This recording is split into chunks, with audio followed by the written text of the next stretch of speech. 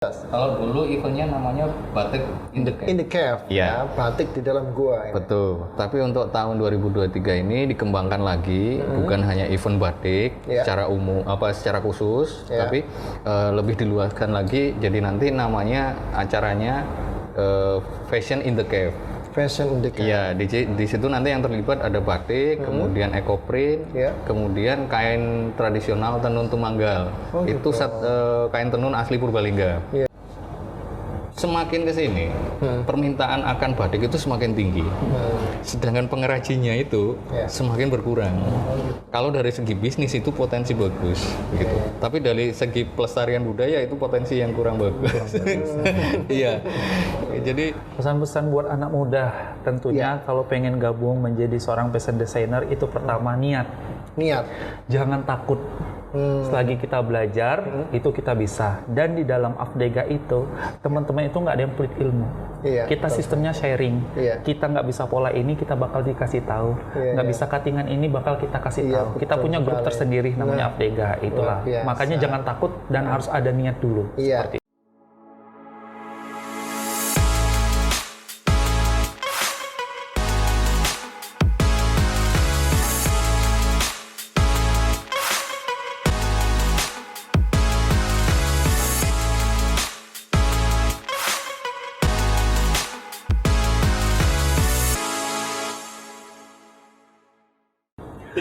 Bangga Macapat, salam literasi digital.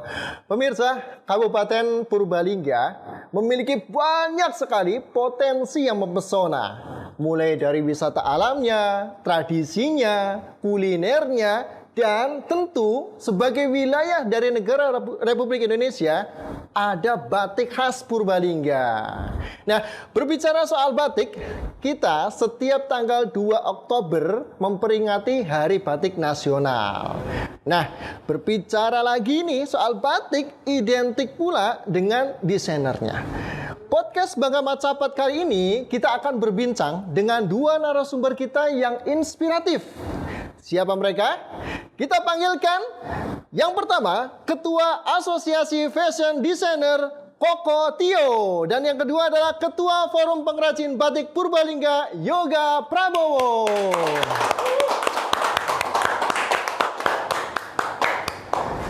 Selamat datang. Silakan duduk, Mas Tio dan Mas Yoga. Selamat datang di podcast Bangga Macapat Dinkominfo Purbalingga. Gimana kabarnya nih Mas Tio? alhamdulillah luar biasa. Luar biasa, Mas Yoga. alhamdulillah baik. Baik ya, alhamdulillah. Nah, kita di bulan Oktober ini kan memperingati Hari Batik Nasional ya. Kemudian nanti di akhir Oktober kita juga ada event yang bergengsi di Kabupaten Purbalingga yang nanti juga akan melibatkan para desainer di Kabupaten Purbalingga. Nah, sebelumnya nih mau tanya dulu nih sama Mas Tio dulu nih. Mas Tio, bisa diceritakan nggak Mas awal mula Mas Tio tertarik dengan dunia fashion designer ya, itu bisa diceritakan nggak Mas, dari mana kemudian terus belajarnya kemana dan seterusnya Mas? Ini flashback lah ya, kayaknya. Pertama dulu saya berprofesi sebagai model. Oh gitu. Berprofesi sebagai model, saya melalang buana lah dari Palembang, Jakarta, Banjarmasin, Makassar. Saya berpikir pada saat itu kenapa saya hanya ditunjukkan postur tubuh saja tapi karyanya tidak. Seperti itu, mulai dari situ saya termotivasi untuk menjadi seorang fashion designer seperti itu. Bikin karya seperti itu. Jadi kan kalau fashion designer itu ketika di-announce sama MC itu kita keluar. Inilah karyanya, nama kita terkenang. Kalau model kan nggak terlalu kayak gitu, cuma sebagai peraga. Itu yang memotivasi saya untuk menjadi fashion designer.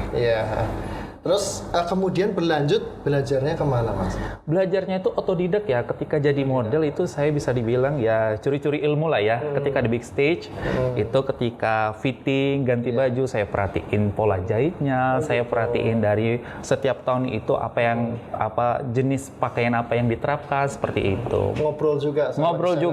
Ngobrolnya itu mungkin lebih ke secara umum nggak secara mendalam seperti itu. Karena memang untuk ilmu fashion itu kan tidak mahal, tapi di situ disitulah saya mengambil ilmunya ketika jadi model.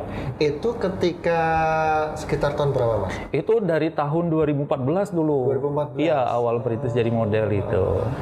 Sampai akhirnya tertarik ya dengan desainnya kok seperti ini, bahannya dari apa, kemudian jahitannya bagaimana, seperti itu ya. Nah, Mas Yoga nih, kapan sih mulai tertarik dengan dunia batik? Ya. Ya, kalau saya sendiri sudah lama ya Mas, dari tahun 97 mungkin. 97. Iya, itu mulai tertarik batik karena apa? Kebetulan saya kuliah di Jogja. Iya. Di Jogja otomatis saya harus kos di sana. Iya. Nah, kebetulan tetangga kos itu produksi batik. Jadi boleh dibilang karena memang saya senang dengan sesuatu yang berbau seni. Iya, betul. Hampir tiap sore saya nongkrong di rumah beliau. Akhirnya kok kayaknya asik gitu ya. Menarik ya. Coba bikin dari kain yang kecil gitu sampai agak besar, akhirnya bikin yang besar gitu. Oh gitu. Tapi memang dulu basicnya itu untuk lukisan Mas, belum dipakai untuk baju. Nah begitu saya pulang ke sini tahun 2003, saya coba bikin di sini. Akhirnya ada customer, kenapa nggak bikin batik untuk baju sekalian gitu. Iya. Akhirnya iya ya, kenapa enggak ya? Akhirnya ya itu mulai bikin, coba, akhirnya diterima oleh customer dan tahun 2007 saya memberanikan diri membuka usaha batik di Purbalingga. Oh gitu. Kalau boleh tahu nih, Mas Tio sama Mas Yoga, basic pendidikannya apakah seorang desainer, apakah seorang desain batik juga, atau seni mungkin? Kalau saya pribadi, saya basic pendidikannya itu adalah pertanian. Pertanian? Iya, kuliah di pertanian pada saat itu. Iya. Tapi memang jiwa saya mungkin lebih pengen menjadi seorang entertain pada saat itu. Mau mulai dari model, kan kalau kita jadi model bisa kemana saja. Presenter bisa, betul. jadi aktris bisa, jadi apapun bisa seperti itu kan. Tapi malah ketika menjalani sebagai seorang model, saya tertarik menjadi fashion designer. Seperti itu. Kembali ke bakat lah ya. Iya. Istilahnya bakat yang muncul di mana akhirnya Iya. seperti itu. Ya, untuk Mas Yoga, Kalau saya sendiri malah latar belakangnya di pariwisata dan perhotelan. pariwisata. Iya, pariwisata dan perhotelan. Tapi agak nyambung lah ya, batik bisa menarik. Oh, gitu ya. Alhamdulillah. Dengan background pariwisata dan perhotelan, dulu kan saya juga sempat kerja di hotel Mas. Oh, Di gitu. Jogja begitu. Akhirnya kenal dengan beberapa agen perjalanan dan lain-lain sebagainya yang berkaitan dengan wisata. Begitu saya memproduksi batik, saya bisa masuk ke pasar itu Mas. Oh gitu. Iya, untuk souvenir lah, untuk kenang-kenangan lah, untuk dan lain sebagainya. Iya. Nah, ini masalah fashion designer, ini batik. Sebenarnya ada bedanya nggak sih? Jenengan Mas Tio ini sebagai desainer batik juga apa enggak? Kalau sebagai desainer batik saya enggak seperti jadi itu. Fashion designer itu lebih ke apa, Mas? Fashion designer itu lebih ke berpatok dengan 6 basic style ya saat ini yang sudah diterapkan seperti itu kan. Iya. Salah satunya kayak sporty casual. Seperti itu yang mana baju olahraga yang sifatnya itu lebih ke condong lebih ke simple tapi mempunyai karakter seperti itu. Kalau desainer batik sih mungkin lebih ke Mas Yoga seperti itu, lebih ke pola batik ya kita nggak ngerti sebagai fashion designer. Paling kita bikin baju yang sudah didesainkan batiknya oleh pengrajin batik, baru kita bikinin baju. Oh gitu. Jadi lebih ke model gitu ya. Yes. Mau casual, mau sporty gitu ya dan sebagainya. Kalau batik sendiri, desainer batik itu seperti apa sih, Mas? Iya. Kalau desainer batik ya Mas, itu biasanya titik beratnya di polanya, di motifnya, gambarnya begitu. Iya. Jadi batik ini mau bergambar apa? Entah flora, entah fauna, atau objek-objek tertentu yang itu sudah apa namanya distilasi untuk bisa masuk ke motif batik. Iya. Tapi kami juga untuk akhir-akhir ini ya, saat-saat ini terutama pasar yang sudah mulai modern ini, kami juga dituntut harus tahu pola dasar pembuatan baju. Oh gitu. Iya, karena sekarang banyak tuntutan dari customer begitu ya, juga teman-teman desainer banyak memberikan masukan bikin batik yang kalau dijahit untuk baju itu masuk. Karena batik-batik zaman dulu kan penggunaannya untuk jarit Mas ya. Iya. Untuk apa? Kain. Lembaran Iya, paling lembaran. gitu ya.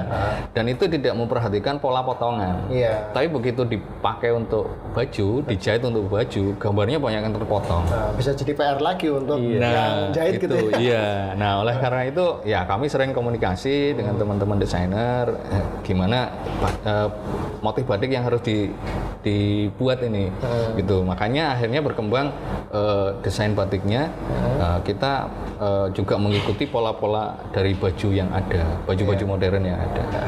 Nah, untuk Mas Tio dan Mas Yoga ini sekarang kan khususnya anak muda nih di era digitalisasi gitu ya, modernisasi saat ini gitu ya, sepertinya anak muda itu agak lebih suka dengan fashion dari mungkin luar. Yes. Kan?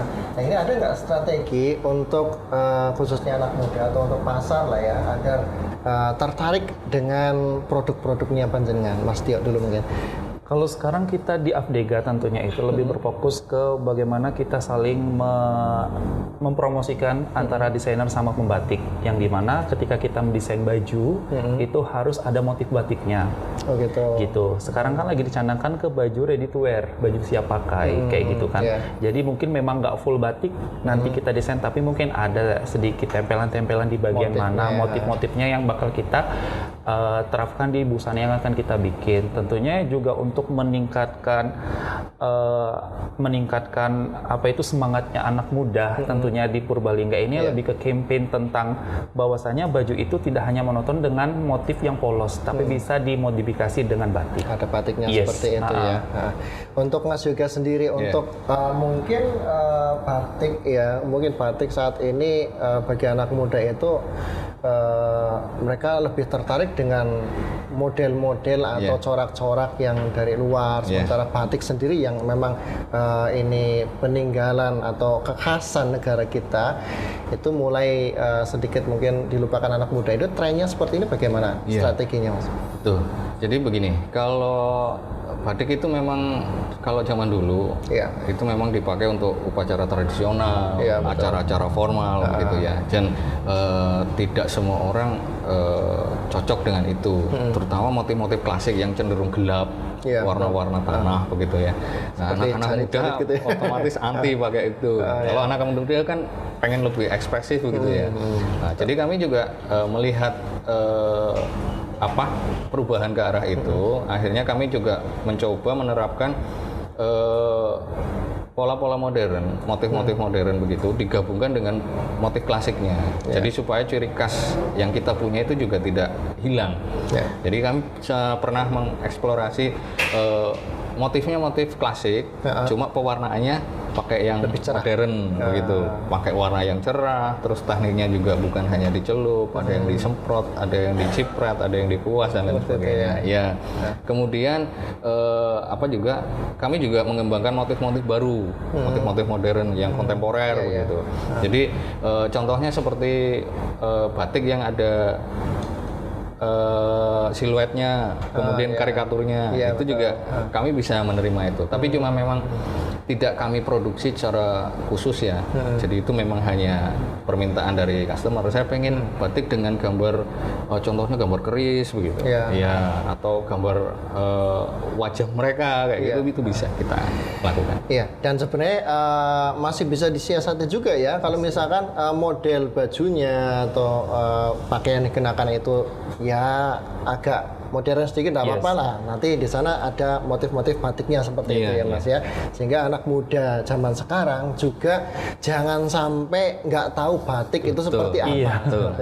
Nah, untuk Kabupaten Purbalingga sendiri ada nggak sih karakteristik atau batik khas yang jadi khas di Purbalingga itu seperti apa? Kemudian di Purbalingga saat ini itu ada berapa sentra batik yang mungkin ya setiap sentra itu ada ciri khasnya nggak Mas? Oke. Jadi gini, batik itu boleh dibilang hampir semua daerah itu punya ciri khas. Begitupun dengan Purbalingga ya. Purbalingga itu ada beberapa. Kalau tidak salah yang sudah betul-betul melekat dengan Purbalingga itu ada 50 motif. 50 motif Iya. yang menjadi ciri khas batik Purbalingga. Iya, seperti Banyak ya? Brings Dapur, Jayan, Cebong Kumpul, Rujak Sente dan lain sebagainya. Nah, itu motif-motif khas Purbalingga yang di daerah lain tidak ada. Iya. Begitu. Kemudian dulu dalam pertama kali kita membentuk suatu komunitas begitu. Kami hanya punya anggota 5 sentra. 5 sentra. Sentra itu desa penghasil batik ya. Kami sebut sentra lah begitu. Karena suatu pusat produksi gitu. Jadi kami sebut sentra. Dulu ada 5. Dan sampai hari ini yang tergabung di Forum Perajin Batik Purbalingga itu ada 17. 17. Iya, berkembang ya. Iya, dari jadi 5, 17. sekarang 17. Betul. Ada beberapa sentra yang belum bergabung. Mereka coba cari celah sendiri mungkin. Jadi kami ada 17 sentra. Dan masing-masing sentra ini juga punya ciri khas sendiri-sendiri, corak batik sendiri. Seperti saya ya dari Salabaya itu kami ada motif unggulan namanya Sekar Purbaya begitu. Sekar Purbaya. Iya, jadi kemudian ada sentra yang lain itu juga punya ciri khas sendiri. Seperti Mangunegara di sana kan daerah boleh dibilang penghasil ikan ya. Ikan ya. Iya, jadi banyak ikan-ikan air tawar yang dijadikan motif batik di sana. Iya, gitu. Jadi kemudian Pekiringan juga punya ciri khas sendiri. Kalau Pekiringan biasanya malah cenderung ke motif-motif klasik seperti parang, kaum begitu. Tapi khas di sana. Khas di sana ya. Iya.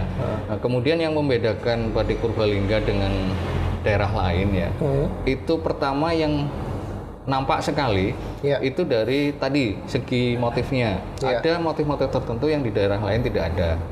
Kemudian dari tata warna. Batik Purbalingga itu masuk ke dalam golongan batik pedalaman.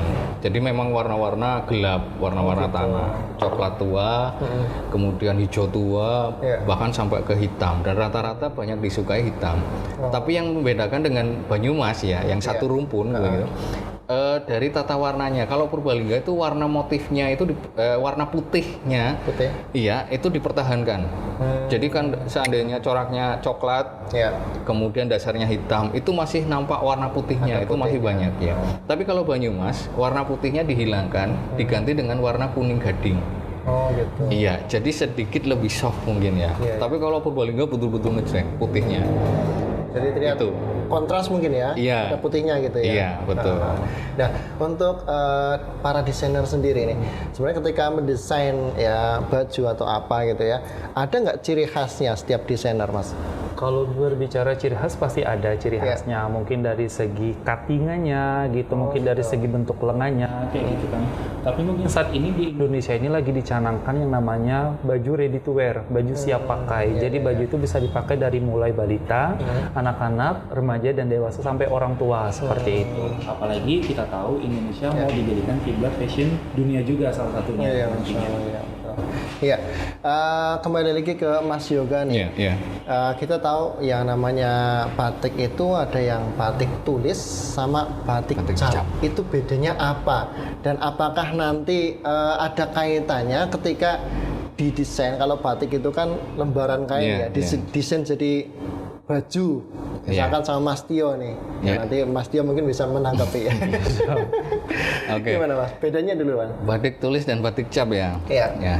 Kalau zaman dulu batik memang dibuat itu murni batik tulis. Kenapa disebut batik tulis? Karena dibuat murni menggunakan tangan. Iya, dari kain polos begitu. Kemudian digambar dulu coraknya menggunakan pensil, itu semua manual pakai tangan. Kemudian dibatik, dicanting, itu juga pakai tangan. Pewarnaan sampai finishing semua dikerjakan secara manual. Tidak ada mesin di situ. Nah, kemudian dalam perkembangannya banyak permintaan dari mungkin instansi atau komunitas atau banyak customer yang menginginkan batik itu dibuat untuk produksi massal. Peruntukannya untuk seragam lah atau untuk mungkin acara pernikahan pengen sama semua gitu kan. Sarimpitan gitu ya. Iya. Sedangkan untuk proses batik tulis terkendala dengan waktu. Oh iya. Waktu untuk pembuatan batik tulis relatif lebih lama. Iya. Akhirnya timbul inovasi menggunakan batik cap. Nah, yang membedakan adalah kalau batik tulis semua pakai tangan, digambar pakai tangan dan lain sebagainya. Kalau batik cap itu motifnya itu diukir atau dibuat di suatu alat seperti stempel. Bahannya biasanya dari tembaga. Tembaga. Ya, jadi motifnya sudah dibuat di situ. Diukir dulu. Iya. Kemudian kalau batik tulis batiknya harus ditulis pakai tangan. Kalau batik cap itu seperti stempel. Alatnya dicelupkan ke malam panas, kemudian dicapkan ke kainnya. Makanya disebut batik cap. Nah, untuk proses pewarnaan sampai finishing itu sama dengan pewarnaan proses batik tulis. Antara tulis sama iya, sama. cuma dengan proses stempel tadi yang biasanya batik pakai tangan sebulan 2 bulan baru jadi. Kalau batik cap itu sehari bisa 1 kodi, 2 kodi bahkan lebih. Sehari. Iya. Iya. Jadi itu sebetulnya untuk menjawab tantangan customer, konsumen pengen batik produksi massal dengan corak yang sama, motif yang sama. Akhirnya itu yang keluar. Iya. Nah, untuk dari sisi desainernya sendiri, Mas, antara batik tulis dan batik cap itu tantangannya seperti apa? Kalau ke batik tulis itu memang harus simetris ya. Mungkin dari pembatiknya itu mereka harus lebih fokus dalam menciptakan suatu motif dalam satu kain seperti itu. Gitu ya? Biar gandeng. Jadi ketika kita buat pola itu cocok. Karena kan agak aneh ya kalau polanya nggak simetris seperti itu kan. Nah, kalau batik cap itu ya memang sudah ada settingannya itu sehingga dia akan jadi simetris seperti itu. Jadi untuk mulai membentuk pakaian itu lebih mudah yang mana? Lebih mudah yang cap sebenarnya karena udah posisinya itu udah pas, udah simetris kayak gitu kan. Tapi kembali lagi ke customer kan, mereka pengennya batik tulis atau batik cap seperti itu. Berarti kalau yang tulis itu tantangannya lebih harus teliti lagi ya.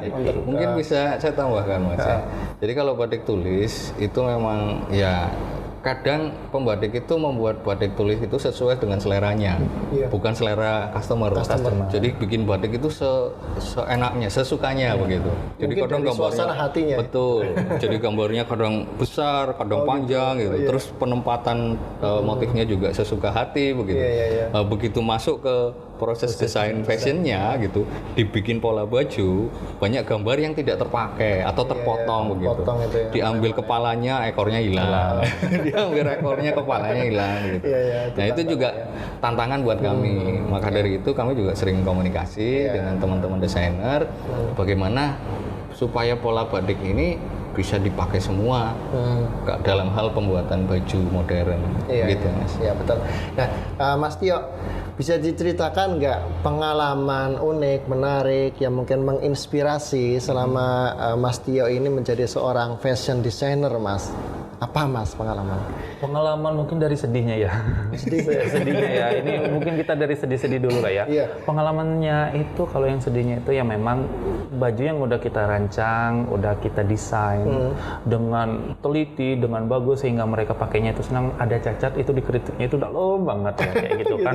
Sampai kadang tuh berhenti aja di fashion designer kayak gitu kan sebenarnya. Tapi ya dari situlah belajar bagaimana caranya untuk nge-treat klien tersebut sehingga bisa puas dengan hasil karya kita seperti itu ya. Tentunya kan proses ya. Betul. Kita belajar dari proses, nanti hasilnya baru menyusul seperti itu. Kemudian yang menyenangkan apa Mas? Menyenangkan itu adalah ya penghasilannya ya, tentunya. Salah satunya ya. Salah satunya mungkin dari penghasilannya. Karena apa? Karena ketika customer datang ke kita, itu minta desainkan itu, harganya itu beda dengan mereka cuma minta tolong bikinin kemeja. Kayak gitu. Bikinin kemeja ya seperti yang kita pakai. Umum ya? Umum. Tapi kalau mereka minta rancangan desain khusus itu bakal ada sentuhan desainer seperti itu. Bajunya itu akan beda daripada yang lain seperti itu. Kalau dari Mas Yoga, Mas, pengalaman yang unik bisa diceritakan menginspirasi ya? Kalau untuk saya pribadi ya, itu lebih banyak pengalaman yang menyenangkan ya. Yang mungkin bagi saya dulu tidak terpikir akan bisa seperti itu. Karena bagi kami mungkin ini juga di mindset atau pemikiran teman-teman generasi muda pada umumnya. Pekerjaan membatik itu bukan sesuatu pekerjaan yang keren begitu. Tapi begitu saya masuk ke situ ternyata keren sekali. Betul. Pertama kita bisa mengapresiasi seni budaya, budaya Melestarikan. Iya, melestarikan budaya, kemudian kita bisa mengekspresikan jiwa kita gitu ya. Kita pengen bikin corak apa bisa di situ, kita bikin sendiri semua dan lain sebagainya. Kemudian juga seperti yang Mas katakan tadi, di segi penghasilan ternyata bagus gitu ya, bagus. Prospek gitu. Prospek, iya. Karena begini Mas, semakin ke sini permintaan akan batik itu semakin tinggi. Sedangkan pengrajinnya itu semakin berkurang. Kalau dari segi bisnis itu potensi bagus gitu. Tapi dari segi pelestarian budaya itu potensi yang kurang bagus.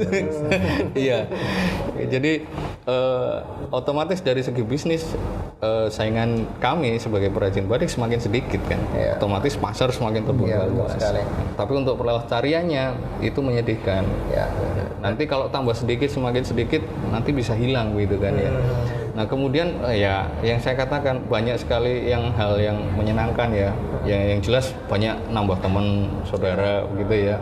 Kemudian kita bisa ketemu dengan orang-orang penting yang mungkin kalau saya nggak jadi pembatik nggak akan ketemu gitu. Iya betul. Iya. Jadi itu yang saya rasakan Mas. Bahkan saya sampai diundang untuk melatih sentra-sentra baru di luar pulau, di Sumatera, di Kalimantan begitu. Itu suatu pengalaman yang menyenangkan bagi saya. Dan sebuah kebanggaan ya ketika karya kita bisa dikenakan orang lain, apalagi orang tersebut tokoh, betul. Dikenal masyarakat ya.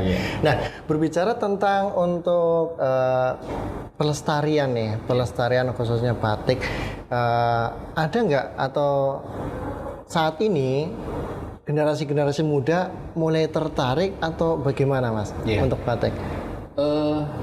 Mungkin untuk saat ini ya, mungkin eventnya itu bertepatan dengan penetapan batik sebagai budaya tak benda Indonesia. Iya betul. Yang tadinya acuh cuek dengan batik apa sih ya gitu, bahkan nggak tahu gitu. Begitu UNESCO menetapkan, akhirnya perhatian semua tertuju ke situ. Apalagi ada klaim dari negara tetangga bahwa batik punya mereka gitu. Itu nasionalismenya kan jadi naik gitu. Akhirnya banyak anak-anak muda yang mulai tertarik. Minimal tahu batik itu seperti apa, cara bikinnya seperti apa begitu. Nah, kemudian banyak yang mencoba dan akhirnya ada yang tertarik jadi seniman batik juga, pengrajin batik juga begitu. Jadi kalau dulu pada awal berdiri Forum Batik itu boleh dibilang 90% pembatik Purbalingga itu usia lanjut. Sepuh-sepuh gitu ya. Iya, sudah mbah-mbah lah. Iya. Padahal kan butuh ketelitian ya. Betul. Nah, akhirnya dalam perkembangannya sampai sekarang ya boleh dibilang masih 60%-nya. Jadi yang 40% ini sudah anak-anak muda. Anak muda ya. Iya. Jadi sedikit membaik, tapi ya masih kurang menurut saya. Iya. Tapi ada perkembangan. Ada perkembangan lebih baik, Mas. Iya. Untuk fashion designer sendiri gimana, Mas? Apakah saat ini anak muda sudah mulai banyak tertarik dengan dunia fashion designer? Kalau dibanding dengan tahun 2019, mereka minatnya itu semakin besar setelah COVID pandemi seperti ini, karena dengar cerita dari guru-guru tata busana, ketika pandemi kemarin mereka di rumah disuruh mendesain semua seperti itu. Jadi kan ketika kita terbiasa itu, kita mencintai profesi tersebut seperti itu. Jadi mereka sekarang saat ini itu lagi bertanya-tanya, apa sih Afdega? Apa sih fashion designer Purbalingga itu? Kerjanya ngapain aja sih seperti itu? Nah, makanya kita punya beberapa program yang mana kemarin kita baru kerjasama dengan BLK, Balai Latihan Kerja Purbalingga. Kita ngadain seminar di sana, menghadirkan mentor langsung dari Jakarta untuk memperkenalkan fashion designer itu apa, kerjanya seperti apa. Sehingga di situ kita pengennya itu bahwasanya enggak cuman yang tua-tua menjadi fashion designer, tapi anak muda itu bisa jadi fashion designer seperti itu. Bahkan di beberapa sekolah kejuruan.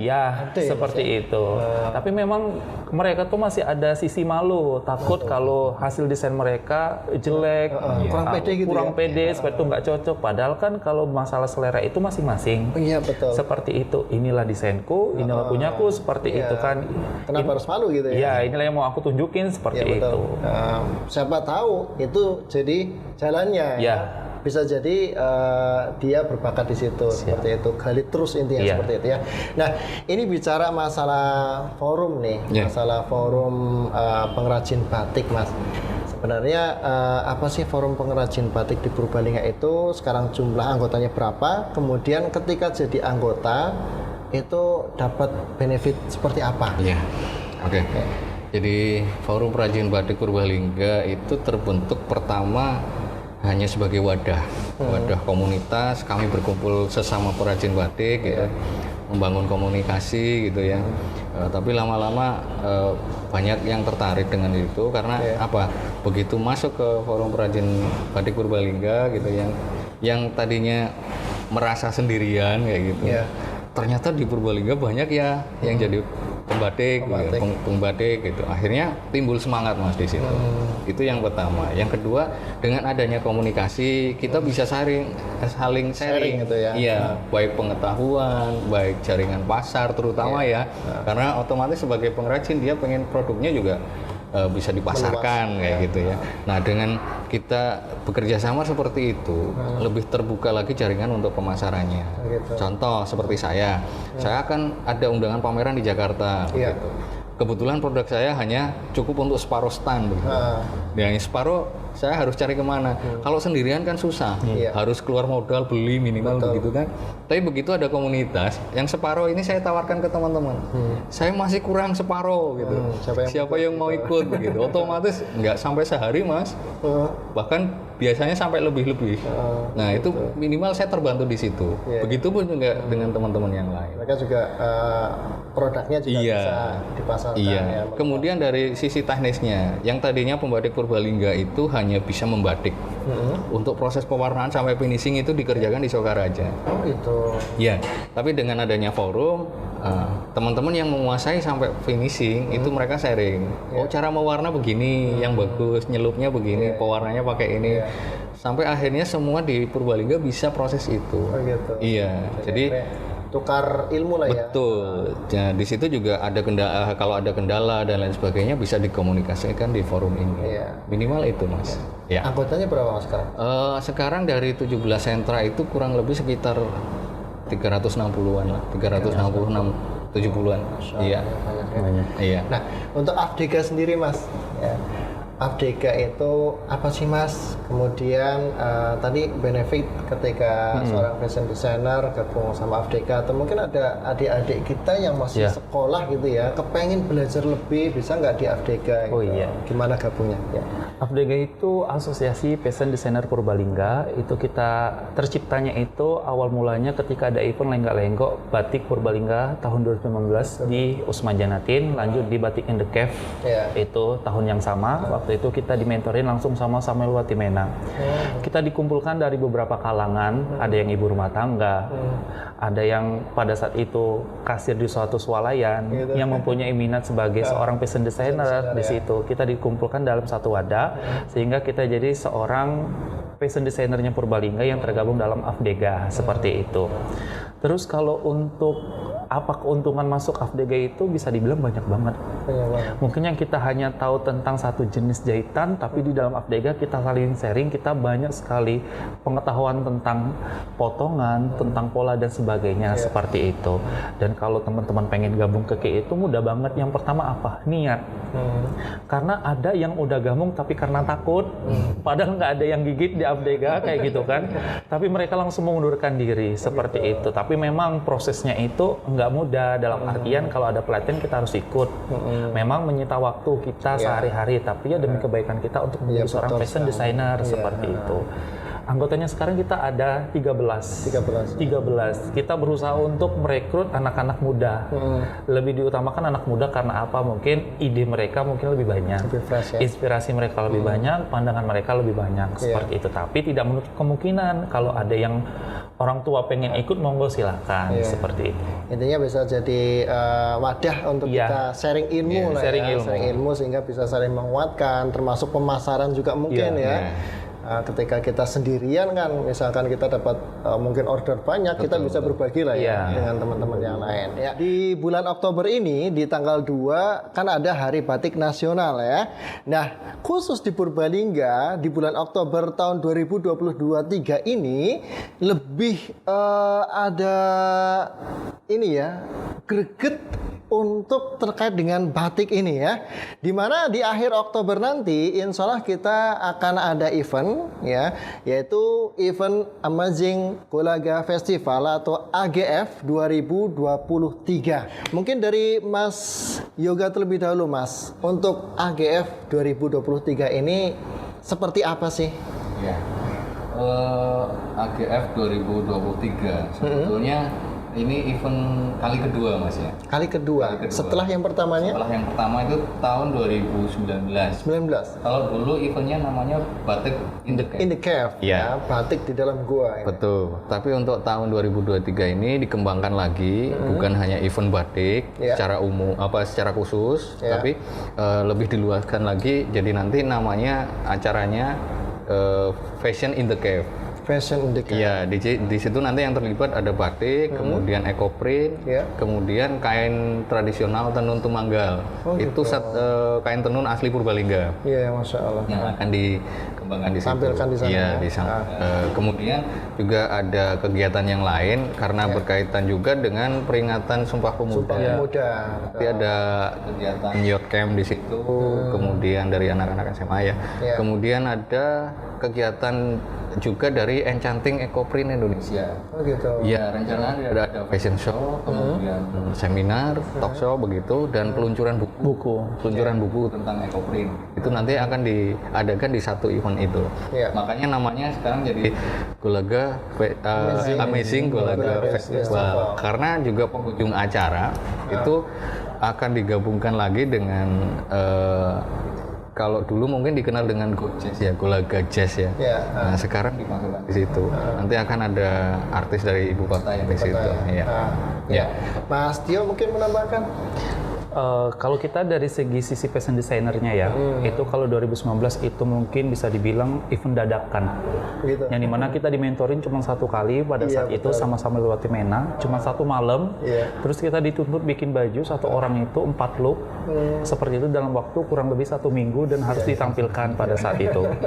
Nah bedanya sama 2023 ini, memang kita prepare-nya lebih panjang. Persiapannya lebih. Pelatihan kita lebih maksimal. Kemarin 3 hari, Kamis, Jumat, Sabtu pelatihannya. Terus di sini kita dicocokin antara ecoprint, pembatik sama tumanggal. Kalau 2019 cuma dengan batik, sekarang PR kita lumayan berat karena harus mencocokkan antara batik dan ecoprint dan tenun tumanggal. Iya betul. Nah untuk desainer sendiri yang akan terlibat nanti berapa Mas? Yang terlibat nanti ada 11 desainer. Dari FDG ya? Dari FDG 11 desainer, satu desainer itu akan membuat 3 look pakaian yang akan ditampilkan. Iya. Untuk pembatiknya sendiri Mas, dari Forum Batik Purbalingga yang dilibatkan untuk ikut event tersebut berapa Mas?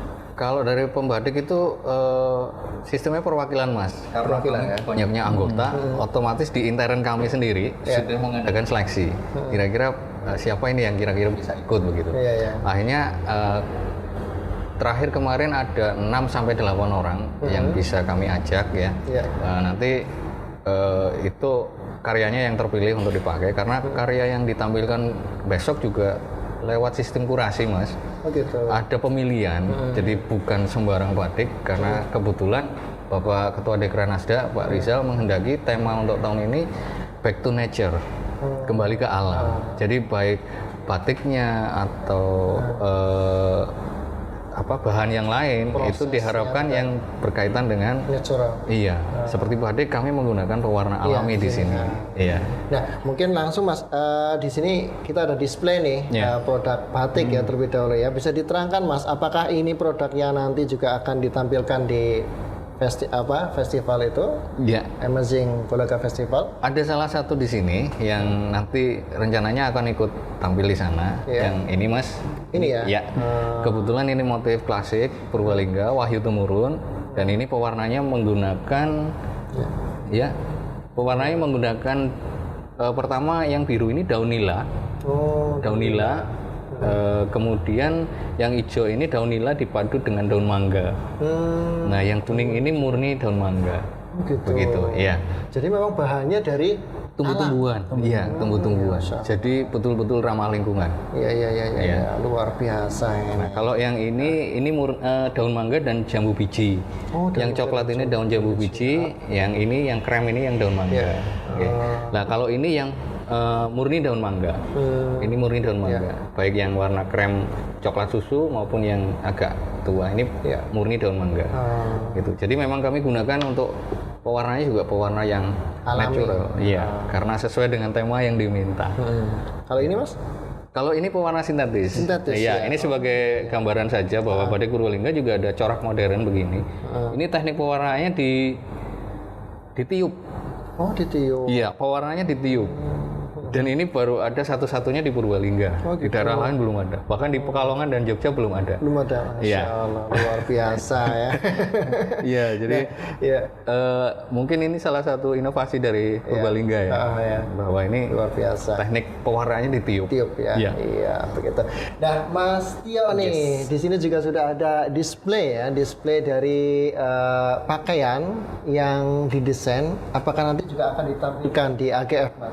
Kalau untuk yang ditampilkan besok itu masih kita proses pembuatan seperti itu kan, karena baru banget kemarin pelatihan, terus kita lagi mau berkolaborasi juga dengan pembatik Ecoprint. Itu ada beberapa yang terpilih kain-kainnya kita bikin. Tapi kalau melihat dari ini desain saya waktu Sudirman Fashion Street tahun 2022 pada saat itu. Memang saat ini kita mengusung tema ready to wear. Ini bajunya temanya baju Changshan. Baju Changshan dari Tiongkok seperti itu. Baju Changshan, tapi kalau yang aslinya, real aslinya itu pakai ini rajut. Pakai kancing rajut di sini. Itu kan tidak terlalu ready to wear ya, makanya saya ganti jadi resleting zipper seperti ini. Biar praktis seperti itu. Iya. Kalau ini belakangnya ada lagi. Belakangnya ini kemarin ini hasil dari pelatihan. Ini hasil dari pelatihan bareng mentor yang pertama Pak Tasrif pada saat itu. Ini baju batiknya batik Pak Yoga. Oh, Masya Ini batiknya batik Pak Yoga Wayang Suket ya pada saat itu. Kolaborasi Wayang Suket saya modifikasi dengan lurik. Dan motif Wayang Suketnya saya ambil tapi saya majuin ke depan. Ini tema bajunya Sri Lingga. Sri Kandi Purbalingga. Kayak gitu. Lebih ke ngambil ini kutu baru. Tapi dimodifikasi ininya pakai dolman, lengan dolman itu dari Thailand punya. Seperti itu dimodifikasi ke kutu baru. Oh ya, luar seperti biasa itu. Nah, ini semuanya adalah produk dari Kabupaten Purbalingga. Luar biasa. Jadi Kabupaten Purbalingga itu memang kaya ya dengan potensi yang ada. Nah, berbicara kembali ke ini kan sudah lihat nyata ada produknya di sini ya, untuk desain juga seperti inilah. Bajunya juga Masya Allah sangat bagus sekali. Nah, untuk menarik anak muda ya, khususnya di Purbalingga ini agar berkecimpung atau mau berkecimpung ya di dunia batik maupun di dunia fashion designer, ada nggak pesan-pesan mungkin dari Mas Tio? Pesan-pesan buat anak muda tentunya kalau pengen gabung menjadi seorang fashion designer itu pertama niat. Jangan takut. Selagi kita belajar itu kita bisa. Dan di dalam Afdega itu teman-teman itu nggak ada yang pelit ilmu. Kita sistemnya sharing. Kita nggak bisa pola ini kita bakal dikasih tahu. Nggak bisa cuttingan ini bakal kita kasih tahu. Kita punya grup tersendiri namanya Afdega. Itulah. Makanya jangan takut dan harus ada niat dulu. Seperti itu. Jadi bisa belajar. Jangan malu-malu untuk belajar, intinya seperti itu ya. Nah, untuk Mas juga pesan-pesannya nih. Ya kurang lebih sebetulnya hampir sama ya. Yang penting ada kemauan di situ aja. Pertama itu. Jadi sebetulnya membuat batik itu tidak serumit yang dibayangkan. Kami juga ada teknik-teknik pelatihan atau pembuatan batik yang boleh dibilang modern dan itu sangat mudah dipahami. Bahkan oleh anak-anak SD pun bisa dipraktekkan bahwa batik itu tidak serumit yang dibayangkan sebelumnya. Nah, kemudian biasanya mindset sekarang batik itu adalah profesi yang kurang keren dalam tanda petik ya.